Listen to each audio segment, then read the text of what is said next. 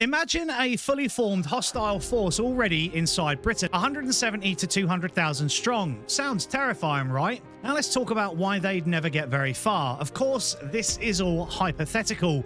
Those men trained, organized, waiting, hiding, on paper, it looks like a nightmare. But here's the question almost no one asks. What happens if Britain actually stands up? I'm talking about the backbone of this country, the grafters, the blokes who build, lift, dig, fix, drive, weld, serve, protect, and don't fold under pressure. So a little reality check. There are over 13 million British men of fighting age. Knock 20% off for the soy boys who can't change a tyre without tears, and you still have around 11 million who absolutely would not sit back and watch Britain fall apart.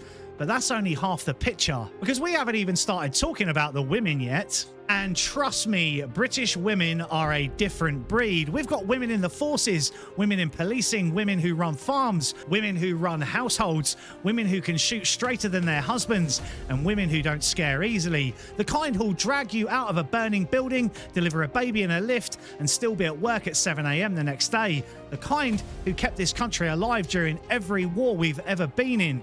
Add them in, and you're talking millions more who would die protecting their cubs. Now, let's go back to the men for a moment. I'm only actually counting 18 to 50-year-olds so far, but Britain has battle-hardened veterans everywhere. Proper soldiers who've seen Iraq, Afghanistan, the Falklands, Bosnia, Northern Ireland. Add another 2 million plus men and women who've experienced real conflict, real training, and real danger.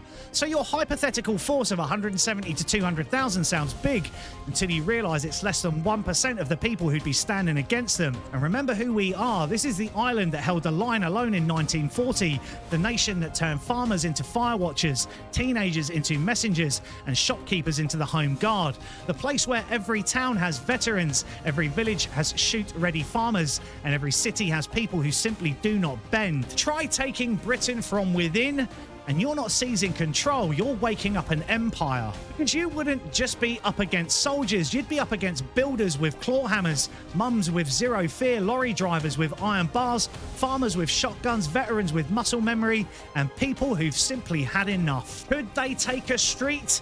Maybe. Could they hold it once Britain stood up? Not a chance. Not against millions who know exactly what this island stands for. So yes, if there was a hypothetical hidden force somewhere here, they'd better pray Britain never wakes up, because once this country stands together, that 170 to 200,000 wouldn't last a week. This is all purely hypothetical, of course. I mean, no one would be actually foolish enough to try something like that, would they? And imagine the consequences for whoever allowed it to happen.